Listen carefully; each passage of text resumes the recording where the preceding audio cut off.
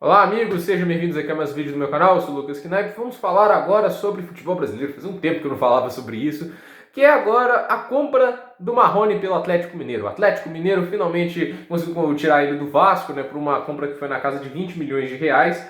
Uma bela compra, na minha opinião, um jogador de muito potencial. Algumas pessoas podem argumentar, ele não tem números muito impressionantes visto da última temporada e nessa que está atual. Mas as pessoas têm que levar em conta, né? O Marrone está num time muito mal treinado, que as pessoas estão com pouco vontade de jogar, o pessoal está com o salário atrasado, ano passado era um esquema reativo, talvez no esquema do São Paulo ele renda muito mais, e o fato que ele só tem 21 anos também é uma ajuda muito boa, já que ele fazendo aniversário em fevereiro, não é um cara que faz aniversário há 22 anos, né, ainda neste ano. Então é um cara muito jovem, com muito potencial, e isso é uma coisa muito boa. O Atlético comprando um jogador de uma idade mais baixa para você ter um plano para o futuro.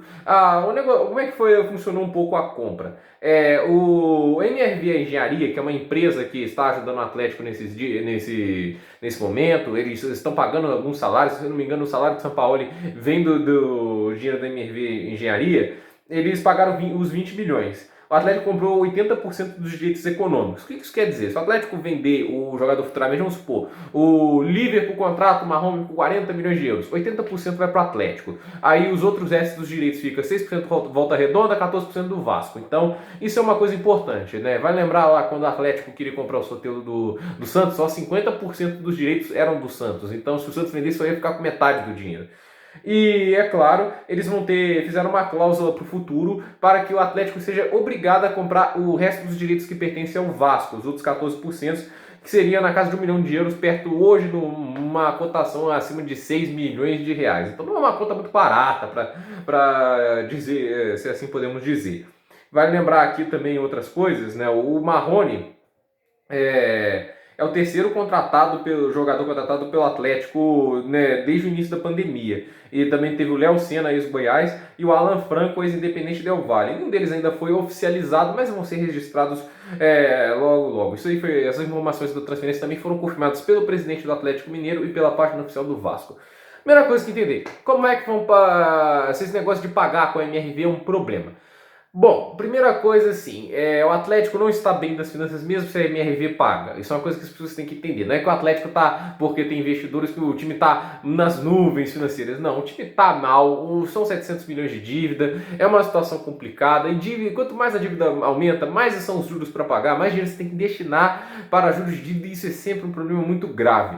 Então não é uma situação que o Atlético está muito bem. Então isso tem que ser claro, mesmo sem MRV pagado, é doação, que é uma coisa que eu acho muito difícil de acontecer. Obviamente vão criar-se uma dívida, por mais que o cara seja torcedor e tenha uma empresa a zelar, uma reputação a zelar, e uma construtora que dá dinheiro para um clube que não vai devolver, não pega muito bem. Por isso eu não acho que foi uma doação da MRV pagar. Então eles vão fazer um contrato possivelmente muito generoso de preço futuro para poder pagar o Marrone, né? O Atlético Mineiro vai pagar a MRV em certo ponto. Aí temos a outra coisa. Era um jogador necessário? Era. Porque o Marrone consegue jogar de ponta esquerda e de centroavante. E centroavante, o quadro do Atlético é muito triste. Você tem o Ricardo Oliveira, 40 anos, não tá jogando nada, só aguenta um segundo tempo, né? Assim, porque não vai colocar ele para jogar primeiro tempo, né?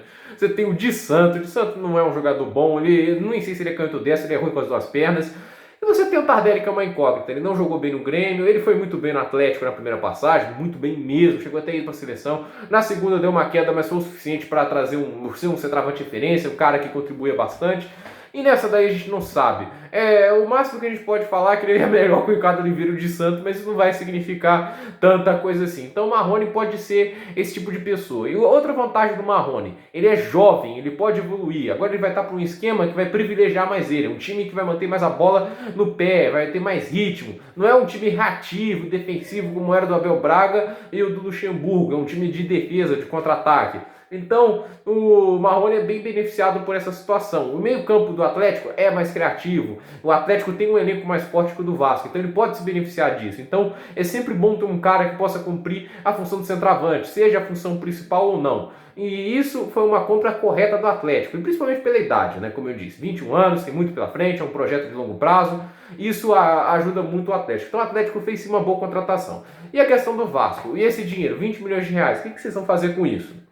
Eu não sei o que o Alexandre Campelo vai fazer, mas do jeito que é ano de eleição, é muito capaz de, ou dele tentar pagar os salários, para tentar ganhar um ganho com os jogadores, para falar eu estou do lado dos jogadores, ou é capaz de tentar contratar um jogador aleatório. Não duvide nada de Alexandre Campelo. Esses 20 milhões não sei como vão ser usados, mas se ele tiver um mínimo de sensibilidade, um pingo de bom senso, ele paga salários atrasados do Vasco, que é uma situação complicada, uma situação que ele piorou aumentando os salários de técnicos, comissão e contratando jogadores que ele não tinha condição de pagar. Então é uma situação bem complicada que o Vasco se encontra e não tem os investidores amigos como o Atlético tem. Então essa é a minha opinião sobre o vídeo. Por esse vídeo é isso, dúvidas, comentários, deixe seu like, se inscreva no canal, compartilhe esse vídeo para outras pessoas e até o próximo vídeo.